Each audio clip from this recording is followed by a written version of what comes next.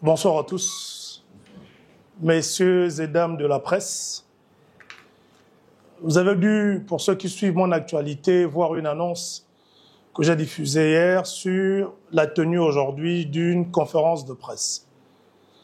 Une conférence de presse qui est consécutive, je vous l'avoue, à la sortie de certains acteurs politiques.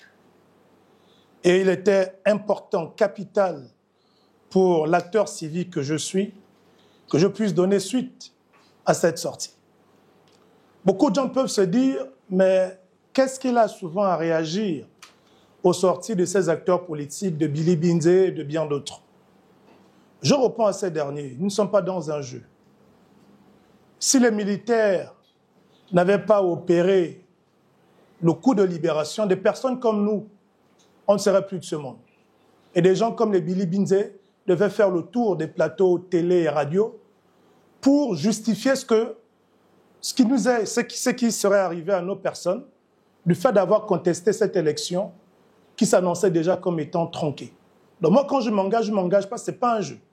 Le sentiment que j'ai dans notre pays, c'est que nous semblons avoir la faculté de prendre à la légère plusieurs situations. Même sur des questions d'intérêt général. On prend la légère, mais bon, peut-être parce que les gens n'ont pas couru le même risque que nous. Et c'est normal ces personnes ne puissent pas comprendre l'esprit qui nous anime à souvent réagir à des propos de ces personnes-là, dont la spécialité était devenue de tronquer les élections et de légitimer ce qui se passait à la faveur donc des crises post-électorales, les meurtres et tout ce qui va avec. Moi, ici, j'assume ma responsabilité. Je le dis encore une fois de plus, mon engagement et ma détermination ne sont pas forcément les mêmes éléments pour beaucoup de compatriotes parce qu'on n'a pas le même niveau de risque. Nous, on a choisi de rester au Gabon en 2023 quand d'autres ont fait le choix de fuir le Gabon par peur de leur vie. Nous, on a pris le choix, on a fait le choix, on a pris l'engagement de rester au Gabon.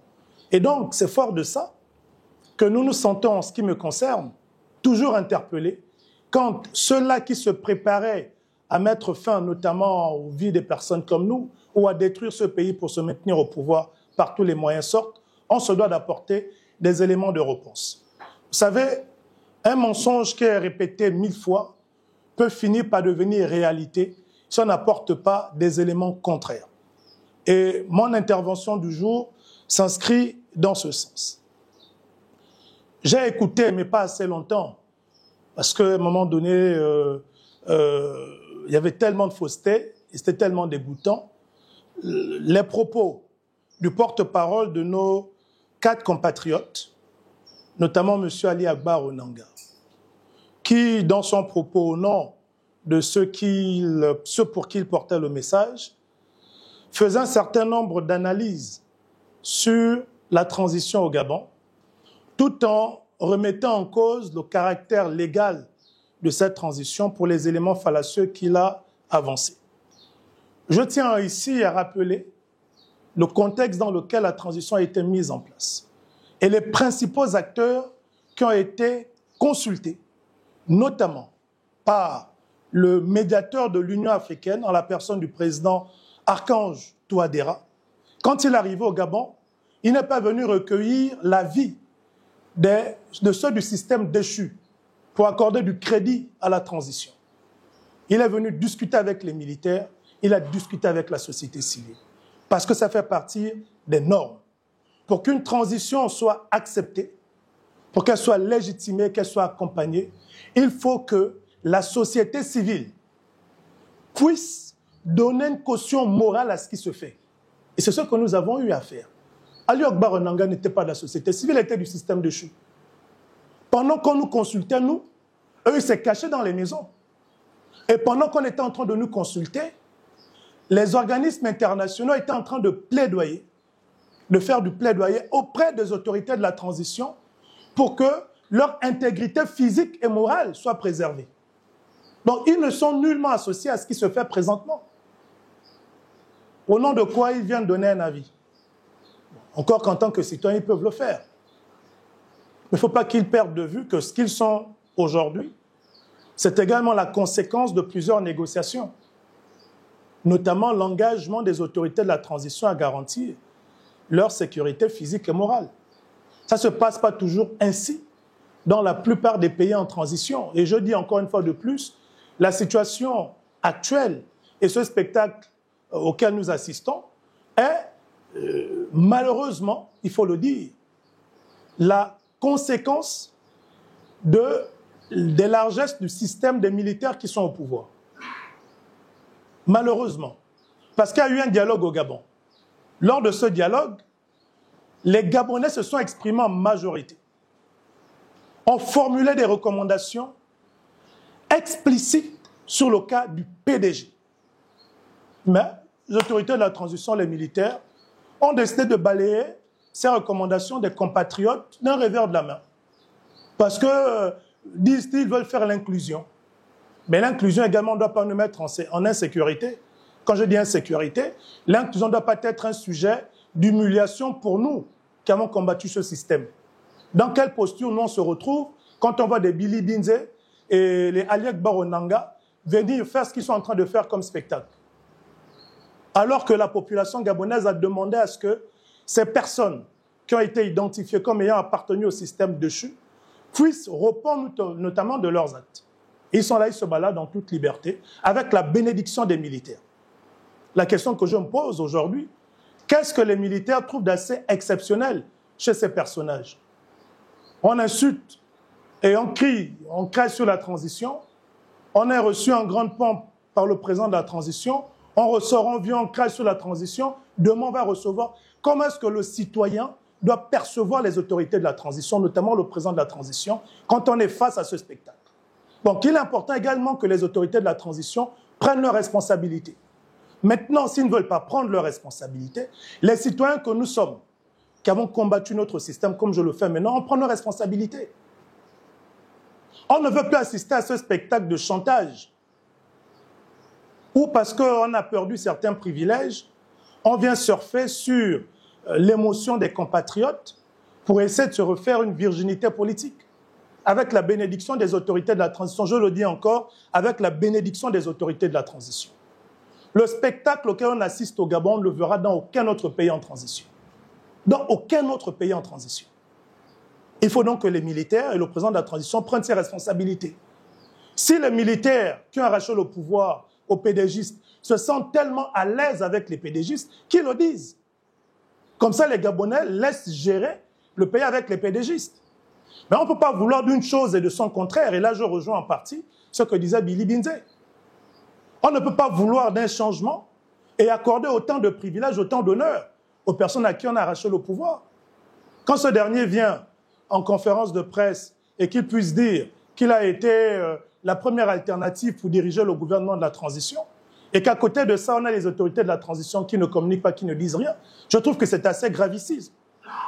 Si dans le cadre d'une transition censée restaurer les institutions, le premier choix pour conduire le gouvernement de la transition a été quelqu'un qui a détruit les normes démocratiques, et ça en dit long, sur l'objectivité même de ce coup d'État.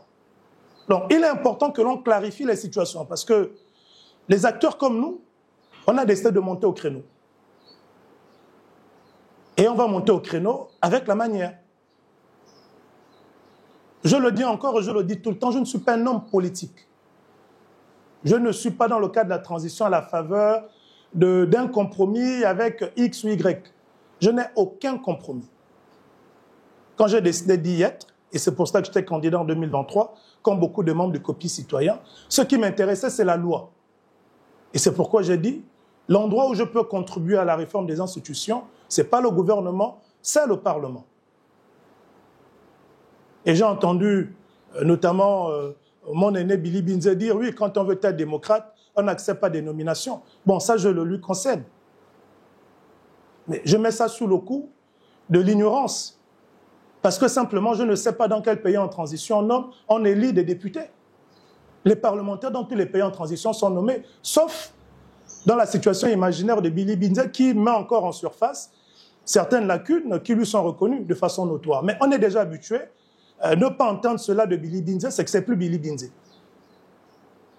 J'ai écouté ce dernier dire, oui, pour ceux qui veulent s'aventurer en politique, la politique, ça s'apprend. Moi, j'ai commencé à la faire depuis l'université et puis là, c'était son parcours. OK. Mais voilà des personnes qui induisaient des étudiants en erreur. Je tiens à réagir dessus pour qu'on ne mette pas en confusion tous les leaders étudiants. On envoie quelqu'un à l'école, c'est d'abord pour faire l'école. Et quand on prend la tête d'une mutuelle, c'est pour défendre les intérêts des étudiants, pas pour faire la politique. Voilà quelqu'un qui utilisait donc en son temps ses collègues étudiants, ces derniers qui pensaient que lui, il était en train de défendre leurs intérêts. Or, lui, il était en train de faire de la politique. Parce que quand on dit on fait de la politique, on a pour partenaires des politiciens. Ce qui sous-entend que pendant que les étudiants en son temps lui faisaient confiance en tant que responsable des étudiants, pensant qu'il défendait ses intérêts, lui, il était en train de mettre en œuvre un autre calendrier des politiciens parce qu'il était dans une dimension politique. Et je pense peut-être que c'est la raison que son parcours a été écourté pour qu'il puisse pleinement vivre la mission qui était la sienne et qu'il vit parfaitement, c'est de faire de la politique et de ne pas venir s'aimer le trouble dans les universités en ayant un mandat de responsable étudiant alors qu'il exécutait un agenda de politicien. À un moment donné, il faut qu'on arrête. On est dans quel Gabon? On est dans quelle transition? On est dans quel pays et dans quelle transition? Donc, messieurs et dames de la presse, c'était l'introduction et je vais rapidement revenir sur le cheminement même de la transition et faire quelques observations. Le 30 août, comme vous le savez, il y a eu le coup d'État qui a fait tomber le régime Ali Bongo, coup d'État que nous avons appelé le coup de libération. Du 30 au 2 septembre 2023, nous avons suivi les appels de la communauté internationale, invitant les militaires qui venaient de prendre le pouvoir à garantir l'intégrité physique et morale de ceux qu'ils avaient déposés. On entend par là le président, le chef du gouvernement, Billy Binze actuel, les présidents des institutions et autres. Parce qu'on avait constaté que dans d'autres pays, ça ne se passait pas toujours de la meilleure des façons. Et les militaires ont donné des gages que leur intégrité physique et morale serait préservée, ce qui est le cas jusqu'à présent. Du 31 août au 3 septembre, les militaires ont entrepris une série de consultations avec un ensemble d'acteurs. On a vu les opérateurs économiques, les religieux, les acteurs de la société civile, les politiques, notamment ceux de l'opposition. Il n'y avait pas les Billy Binze qu'on a consultés, puisque eux, ils étaient en résidence, ainsi de suite. Ils attendaient leur sort, ils étaient en train de prier dans l'espoir que, voilà, ils ne partent pas aussitôt en prison et tout ce qui s'ensuit. Donc, ils n'ont pas été associés parce qu'ils n'avaient pas leur place dans les discussions liées à la transition. Du fait que ce sont eux qui sont justement le problème qui a conduit à la transition au Gabon. Le 4 septembre, on a eu la promulgation de la charte de la transition, mais également la prestation de serment du président de la transition. Cette étape marquait justement l'entrée dans la phase de la transition, une phase qui peut être dite, et qui est dite, une phase non constitutionnelle. Pourquoi est-ce que je tiens à faire ce rappel? D'une part, pour répondre aux propos de mon grand frère Ali Akbar Onanga, identifié comme un super juriste, même si effectivement chacun sait à quoi ressemblent les actes du spécialiste de droit qu'il dit être.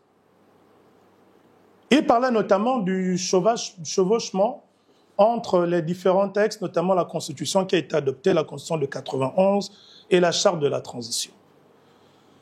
Mais je renvoie mon cher grand frère à la lecture des dispositions de l'article 61 de la Charte de la transition.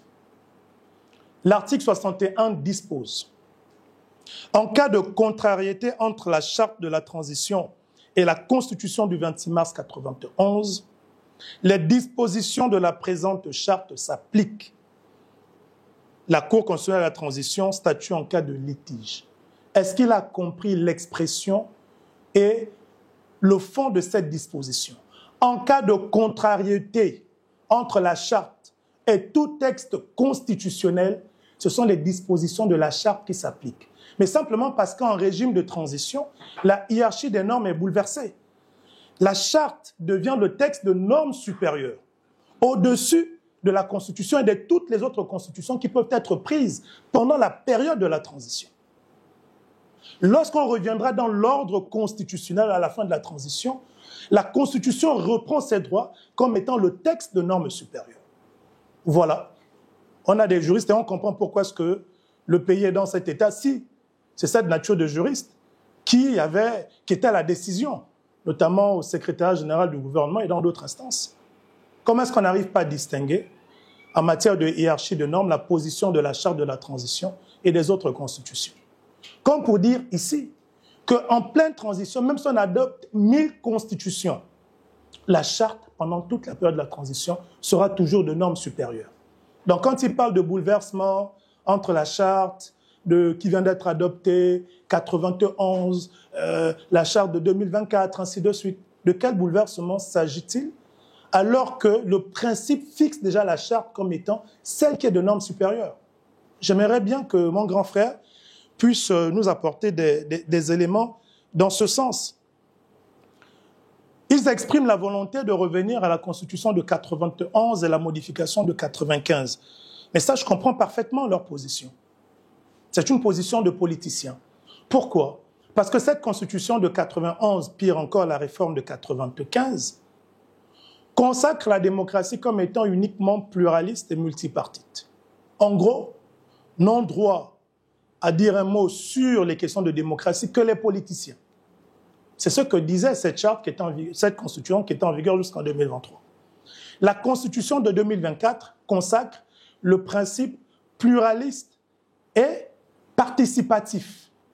Donc, le caractère participatif introduit dans les éléments de démocratie des acteurs autres que ceux qui sont politiques, notamment nous, la société civile. En gros, pour dire simple, entre la Constitution, les constitutions qui ont toujours existé et celle qui vient d'être adoptée, celle qui vient d'être adoptée fait perdre aux politiciens toute leur puissance, parce qu'une partie de cette puissance a été finalement orientée vers les acteurs civiques, les religieux et les traditionnels. Et on comprend aisément qu'en bon politicien, ils ont des difficultés à l'accepter. C'est ça la réalité derrière. Je parle ici avec des éléments, avec des faits.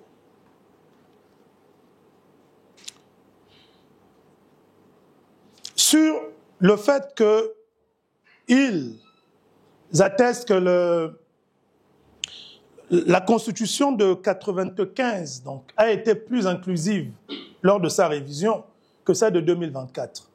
Mais cela ne relève que de leur imaginaire. Pourquoi?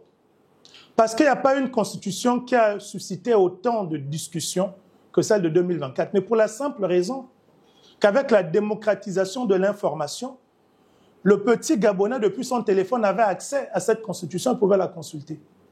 En 95, ils peuvent me dire combien de Gabonais ont lu cette Constitution qui a été adoptée.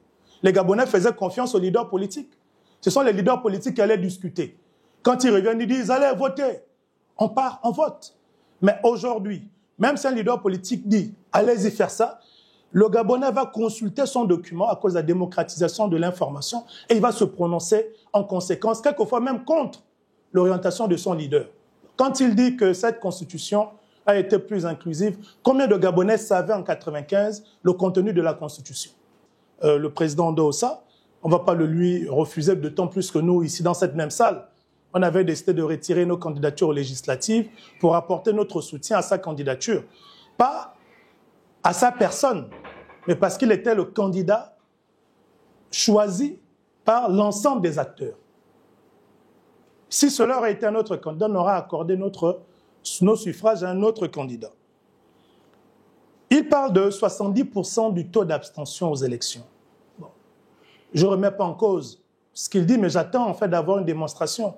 Parce que c'est un scientifique corrompu à la tâche, c'est un économiste, un statisticien.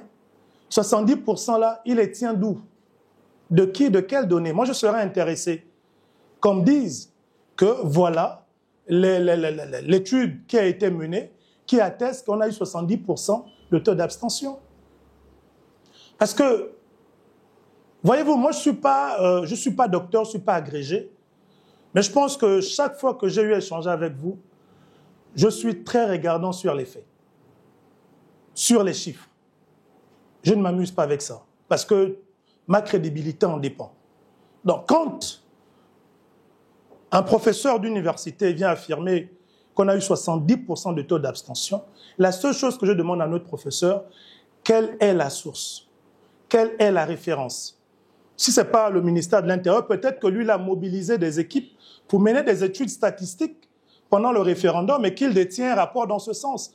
Je demande simplement à consulter son rapport à lui, qui atteste qu'on a eu 70% de taux d'abstention.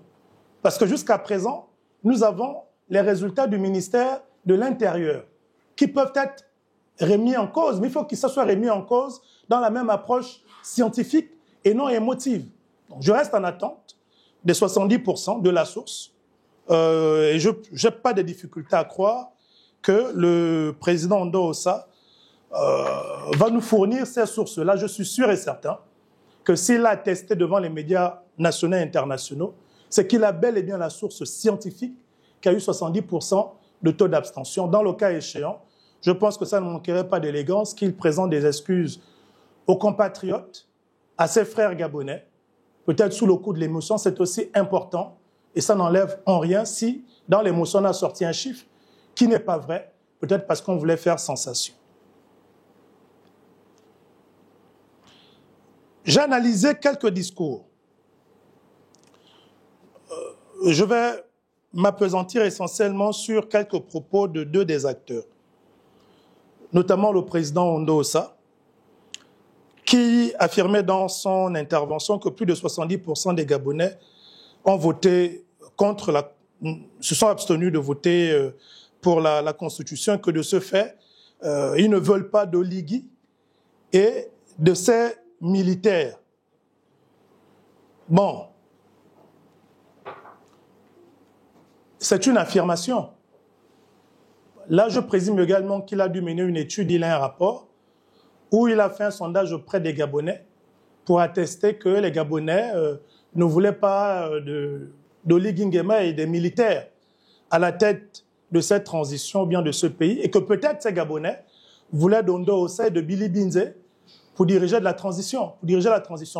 Parce que si les Gabonais, 70% disent qu'ils ne veulent pas des autorités de la transition actuelle, c'est qu'assurément, ils veulent d'eux comme autorité de la transition, peut-être Billy Binze comme président ou Premier ministre de la transition, Ondo Ossa comme président, Premier ministre de la transition. Mais je reste convaincu que comme c'est un scientifique, un éminent agrégé, il a forcément une étude qui atteste que 70% des Gabonais ne veulent pas du CETRI et de la transition. Et qu'à contrario, bien à côté de ça, il y a une autre étude qui doit sûrement attester que 70% des Gabonais veulent avoir comme dirigeants Ondo Ossa, Billy Binze, Ali Akbar Onanga, Manganga Moussavou et j'en passe. Parce que je présume sûrement que la force qu'ils ont de tenir pareil propos, ils tirent cette force-là sûrement de cette étude détenue par notre éminent professeur, notre candidat aux élections 2023. Donc moi, je reste toujours en attente, pour rester factuel, de cette étude-là pour pouvoir apprécier. Le président Ondo Ossa a rajouté que le dialogue, comment peut-on faire un dialogue en laissant Ondo Ossa qui a eu le pourcentage que l'on connaît à la présidentielle? Personne ne peut remettre en cause ce pourcentage. S'il n'y avait pas eu une élection tronquée, le président Ondo Ossa aurait été élu. Mais ce qui me gêne énormément dans la posture de notre candidat, c'est qu'il semble oublier qu'il a été notre candidat, qui n'a pas été candidat en tant qu'Ondo Ossa. Il a été candidat de l'alternance. Et que des jeunes comme nous, sur l'ensemble du territoire, on avait engagé près de 40 candidats. Des jeunes qui avaient pris leur économie pour payer leur caution afin d'être candidats. À cause du fait qu'il fallait qu'on puisse faire acte patriotique, toutes ces personnes ont renoncé à leur candidature législative pour soutenir le candidat de l'alternance qui était Ondo Ossa. Donc, aujourd'hui, il ne peut pas prendre ces résultats qui reflètent la contribution d'un ensemble de personnes et puisse l'approprier. Je ne trouve pas ça vraiment respectueux.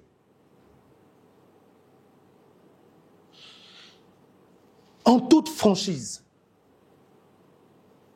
quel aurait été l'impact de la candidature d'Ondo Ossa? On l'a vu. Sans un barreau chambrier qui louait les avions, il devait faire comment pour se déplacer à l'intérieur du pays?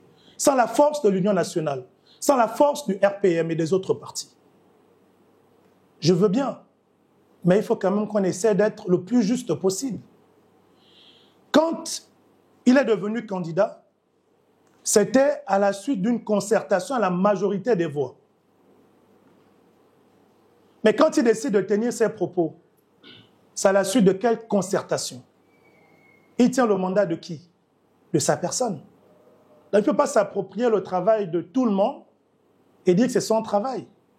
Moi, je m'exprime sur cette question parce que j'ai perdu, on a perdu d'une autre. On a mis notre argent dedans. On a renoncé à nos candidatures.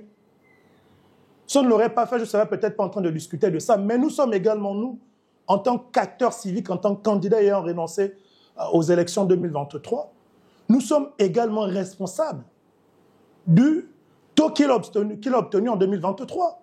Il ne peut pas nous le dénier. Donc il faut qu'on arrête. Ce n'est pas tant la personne d'Ondo Ossa.